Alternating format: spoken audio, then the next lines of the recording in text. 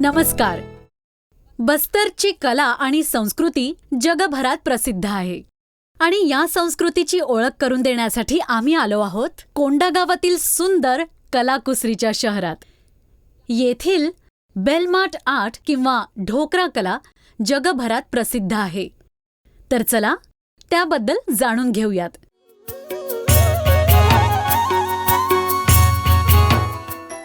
जेव्हा सृष्टीच्या सर्जकाला सुखाची कामना असते, जेव्हा तो स्वतः आराम करायला बघतो, जेव्हा त्याला ललित मनोरंजनाची आवड असते, जेव्हा सगळ्यांना जीवन देणारं आपल्या जीवनाची एकरसता संपवायला पाहतो, तेव्हा घडलं जातं एक छत्तीसगड जसं जमिनीचा कुठला तुकडा. मनाला दिलासा देणारी, प्रकृती प्रदत्त अशी कोणती शय आहे जी इथे नाहीये? डोळ्यात उतरत जाणारा अजब गजब पेहरावा, तन थिरकत जाई आणि मन रिझत जाई असं लोकसंगीत आणि लोकनृत्य.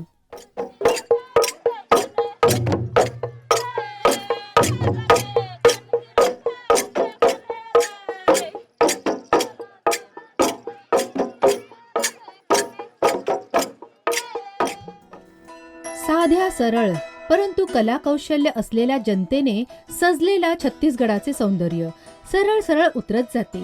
इथे येणाऱ्या जाणाऱ्यांचे मनापर्यंत, मस्तिष्कापर्यंत.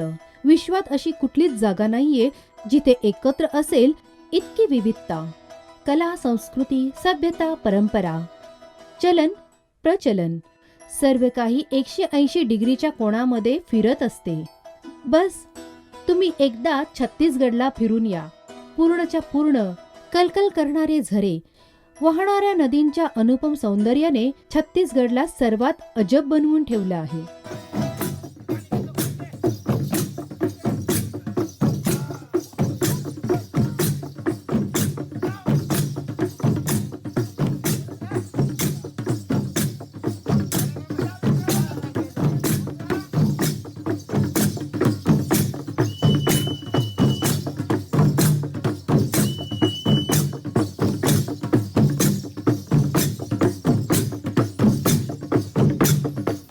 कला आणि संस्कृतीचा गड छत्तीसगड आता दुनियेच्या प्रत्येक कोपऱ्यात ओळखला जातोय. प्राचीन, प्राकृतिक आणि मौलिक कलेचा खजिना छत्तीसगड इथपर्यंत पोहोचणाऱ्या जिज्ञासू सैलानी लोकांना पण लुभावून घेतो. छत्तीसगडचा प्रत्येक कलेचं विवरण स्वतःमध्ये एक विषय आहे. देश विदेशाला आकर्षित करणारी छत्तीसगडच्या खूपशा कलांमधील एक कला, ज्याचे उच्चारण प्राथमिकतेसोबत होतं, त्याचं नाव आहे बस्तरचं बेल मेटल आर्ट.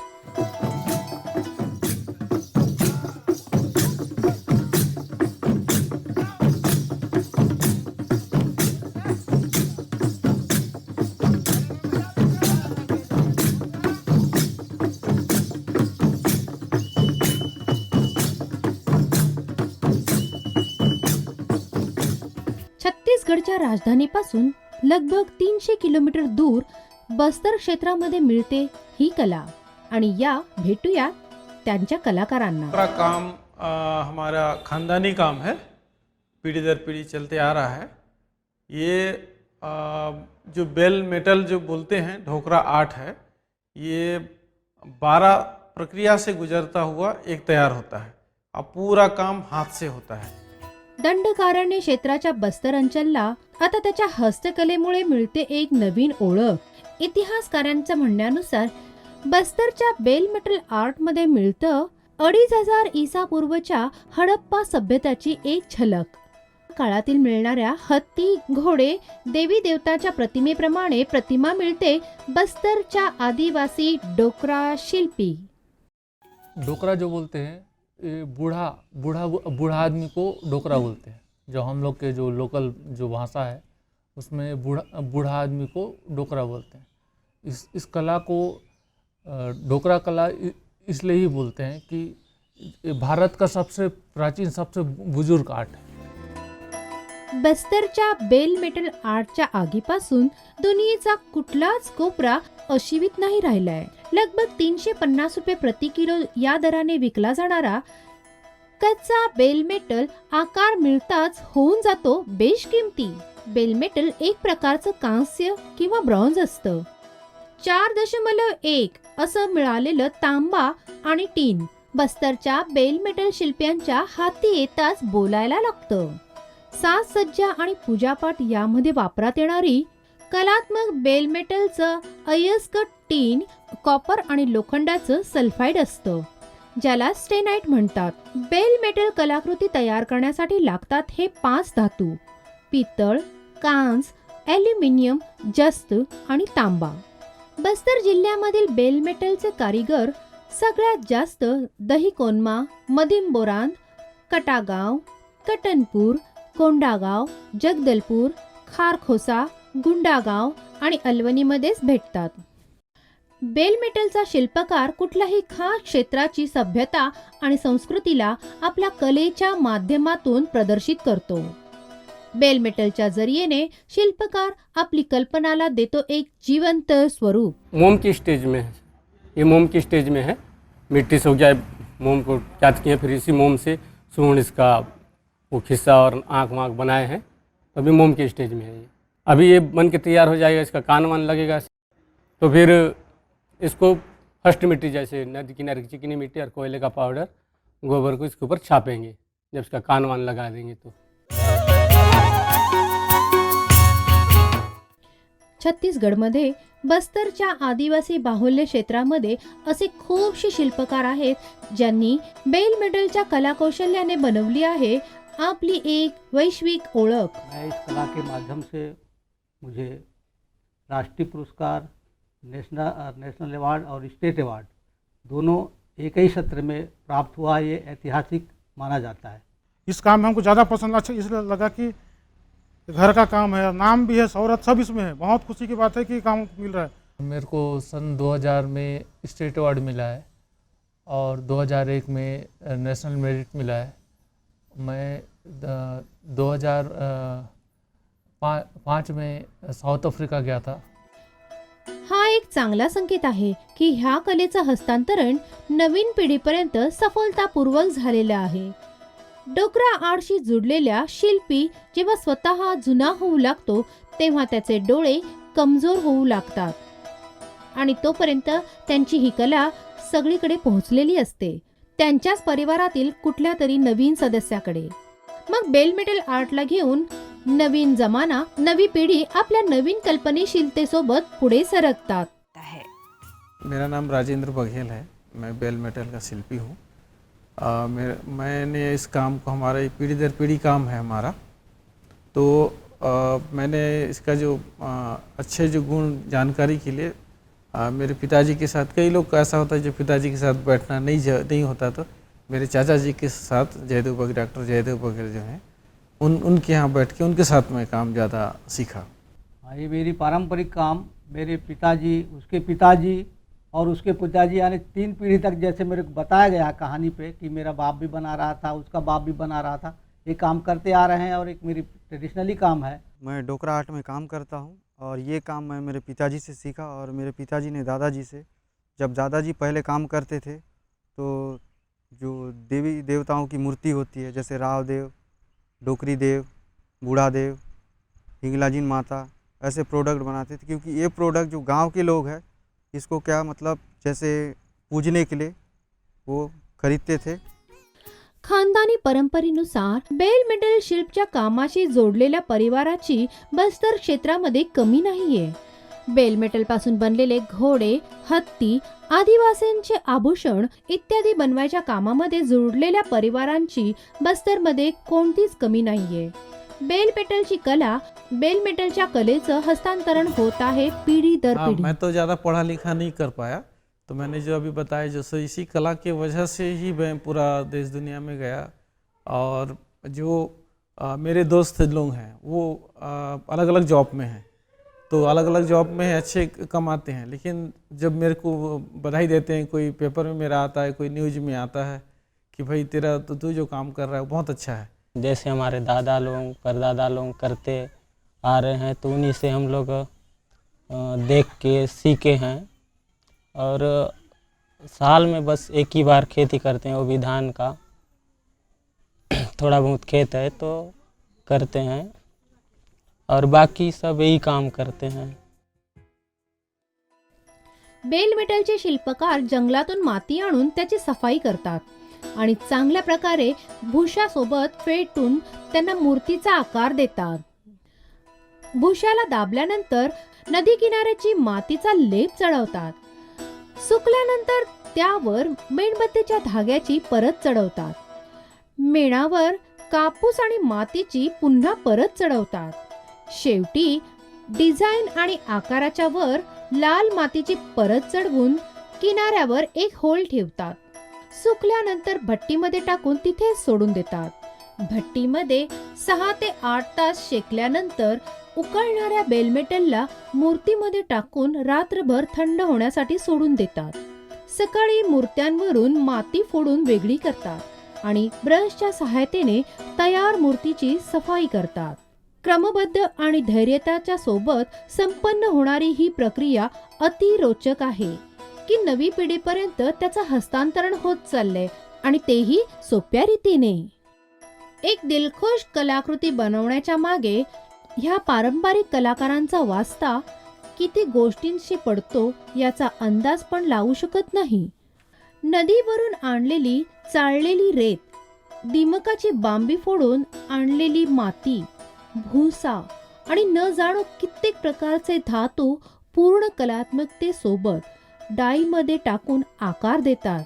जेव्हा कुशल हातांना आपल्या मेहनताना मिळतो, तेव्हा निघते ती फक्त एक दुआ, जी भारत सरकार यावेळेस घेत आहे. राज्य स्तर पर ऐसे शिल्पियों को पहचान करके प्रत्येक वर्ष राज्य स्तरीय पुरस्कार और इनमें से ही चयनित हमारे शिल्पियों को राष्ट्रीय स्तर के पुरस्कार के लिए चिन्हांकित करते हैं.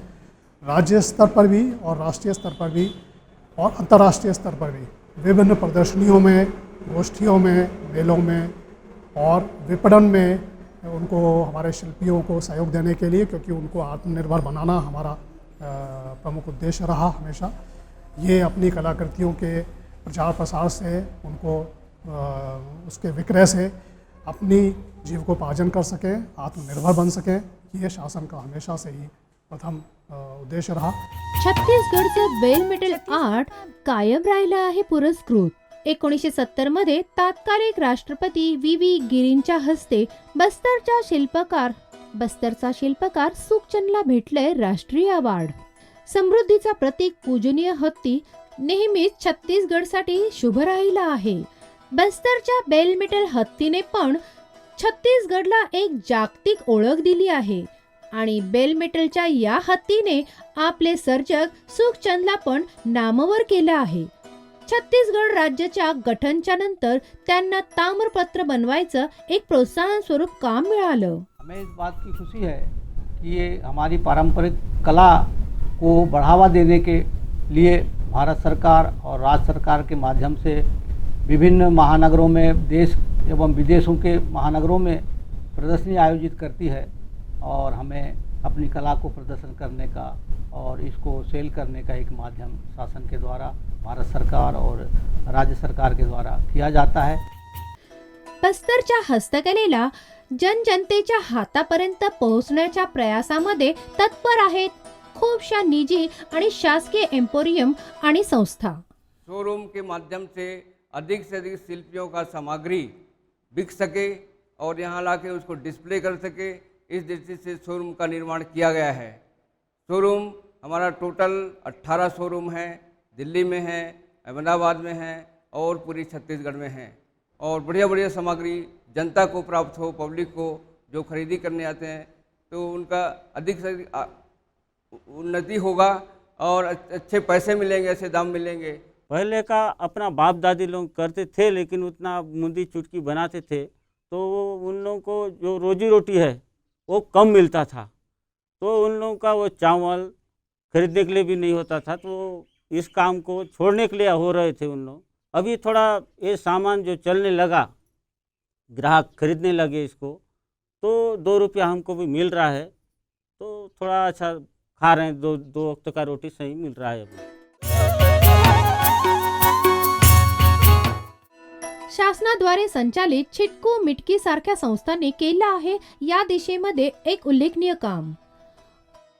ऑनलाईन विक्री करणाऱ्या अशा संस्थांच्या येण्यामुळे वनवासी हस्तकलाच्या माहीर शिल्पकारांना आपलं पूर्ण ध्यान उत्पादनावर लावलेलं आहे आणि वाढवत आहेत आपली कमाई, कारण की आता वितरणाची समस्या त्यांची नाही राहिली. यहाँ के जो लोग हैं, लोकल जो लोग हैं, वही लोग इस काम को करते हैं और बहुत बारीकी से भी काम होता है, अच्छा काम होता है।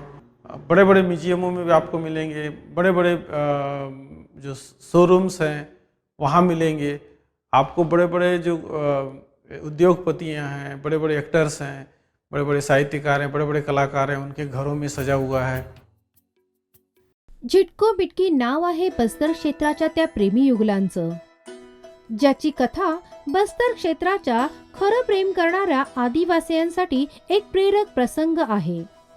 बस्तरमध्ये झिटकू मिटकू ठीक तसंच आहे जसं आपल्या क्षेत्रात लैला मजनू, सोनी महिवाल, हीर रांझा, शिरी फरहाद, रोमियो जूलियट वगैरह. ये झिटकू मिटकू एक दूसरे से बहुत प्यार करते थे और वही प्रेमी के कारण इनके जो झिटकू के भाई लोग मिटकू को मार दिए और उन्हीं के चलते अभी बस्तर में प्रचलित है कि ये दोनों एक दूसरे से बहुत प्यार करते हैं और आज इनके नाम से पूजा करते हैं. ये बस्तर में फेमस हो गया है, मतलब इसको देखा जाए तो लव गॉड के नाम से भी, भगवान के नाम से भी जानते हैं. ये जो मूर्ति है ये सबसे ज़्यादा यहाँ पे अपना बस्तर में बिकती है. बस्तर से बाहर जो इसकी कहानी जो जानते हैं, जो फॉरेन तक भी सुनते हैं, तो सबसे ज़्यादा झिटकू मिटकू कहानी सुन के ही इसका मूर्ति को बेचा जा रहा है.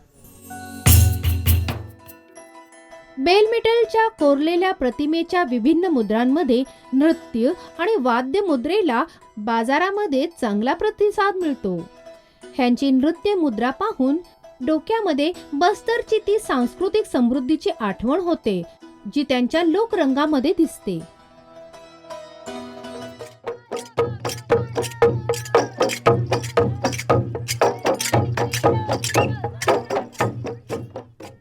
शासकीय प्रयत्नांनी जमवला आहे तो रंग की बेलमेटल शिल्पी कलाकारांसोबत वनहस्तकलाकारांच्या साधकाच्या जीवनाचे रंगच बदलले गेले आहेत.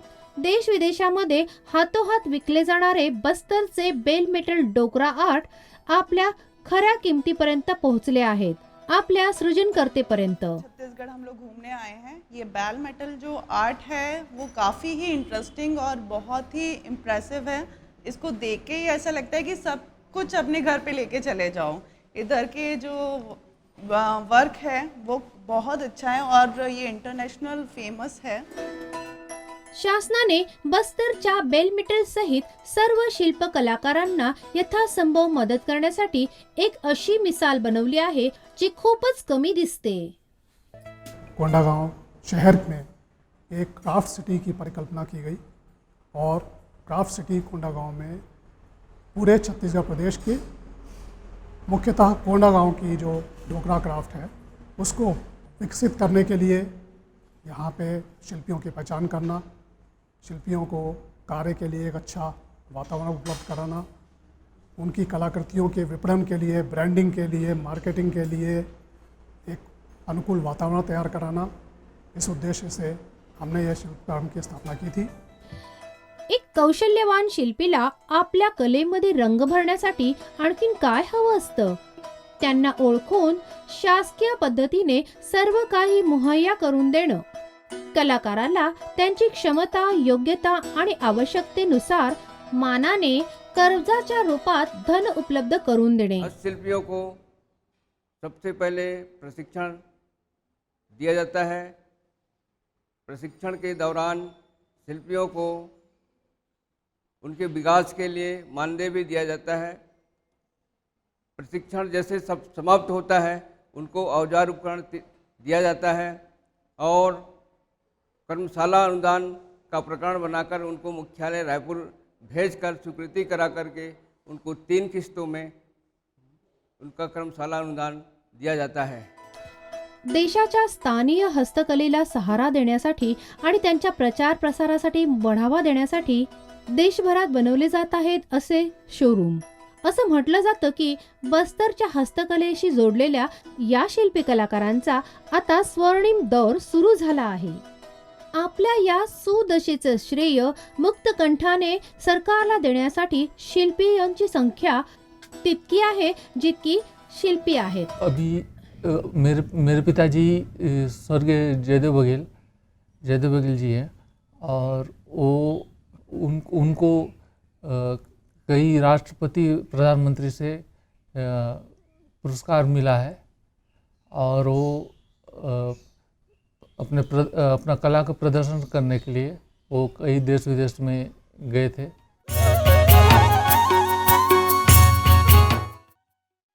देश विदेशातील बाजाराशी ऑनलाईन जोडण्याची या शिल्पियांची मनशा लवकरच पूर्ण होणार आहे। आता आपल्या मेहनतीची किंमत ते स्वतः लावतील। आता आपला नफा हे शिल्पी आता स्वतःच तय करतील। सरळ सरळ शिल्पियांशी केलेला सौदा कलाप्रेमी खरीदारांसाठी बनणार आहे लाभाचा सौदा। जितने भी जो युवा हैं उनको मैं कई युवाओं को बुलाऊं, मैं तो 4000 से ज़्यादा लोग को सिखा चुका हूं।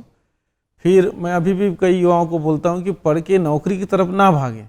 हमारे पास बहुत यहाँ पे धरोहर है, हमारे पास बहुत काम है। हम लोग बहुत सालों से शिल्प कला से जुड़े हुए हैं। मेरे पिताजी ने और दादाजी ने काफ़ी नाम कमाया है इस कला के ज़रिए। मेरा नाम साहिल नाग है और ये हमारा काम लगभग 150 साल से हो रहा, पीढ़ी दर पीढ़ी होते जा रहा है। हस्तशिल्पाशी जोडलेल्या किंवा करू पाहणाऱ्या महिलांना सरकारने दिला आहे भरपूर सहयोग आणि केली गेली आहे त्यांच्या प्रशिक्षणाची पूर्ण व्यवस्था। पूर्ण गंभीरता आणि संवेदनाशीलच्या सोबत मिळणाऱ्या शासकीय बढाव्याला बेल मेटल आर्टला जनजाती महिलांच्या आजीविकेचं एक बनवलं आहे खूप मोठं चांगलं साधन। बस्तरच्या ग्रामीण विभागातील महिलांसाठी विभिन्न शिल्पकलांवर आधारित प्रशिक्षण कार्यक्रम आयोजित करून सरळ त्यांना जोडलं आहे रोजगाराशी। आता छत्तीसगडचं बस्तर प्रत्येक दिशेने बनलं आहे नायाब हस्तकलेमार्फत रोजगाराशी, आपल्या अतरंगी सणावाराशी, प्राकृतिक कलेच्या सौंदर्याशी आणि सैलानीच्या प्रेमाशी। छत्तीसगडच्या बस्तरचं नाव दिमाखात येताच काही चित्र आपल्या डोळ्यासमोर नाचायला लागतात। उंचावरून सरळ खाली पडणारा रमणीय धबधबा चित्रकोटचा, मदमस्त होऊन डोंगराच्या शिड्या बनून उतरणारी अल्लड सुंदरी जसं तीरथगडचा धबधबा, आपल्या मालकाने लावलेल्या दावामध्ये जिंकून देण्यासाठी त्याचा प्रतिनिधी बनून मैदानात उतरणाऱ्या कोंबड्यांची लढाई, लाल मुंग्यांना वाटून बनवली जाणारी बस्तरची सुप्रसिद्ध चापडा चटणी, दसऱ्यामध्ये महिन्यांपूर्वी खेचला जाणारा लाकडाचा विशाल रथ, बस्तरच्या दंतेवाडामध्ये शंकनी दंकनी नदीच्या तटावर उभारणाऱ्या दंतेश्वरी मातेच्या पावलाचे ठसे आणि दंतेश्वरी मंदिर, बस्तरच्या पारसूरमधील घनदाट जंगलाच्या मधोमध गणेशजीची प्रतिमा असलेला एक विलक्षण प्राचीन मंदिर एक छोट्याशा मुखातून उघडून विशाल बनलं। सहस्त्र शाखांमध्ये विभक्त कुटुंबसरचं एक अंतहीन प्राकृतिक गुहा आणि प्रकृतीच्या मांडीवर खेळणारा एक आदिवासी समुदाय। इतक्या सुंदरतेच्या सोबतच बेल मेटलची समृद्धी जोडून बनवत आहे सोन्याचा सुगंध।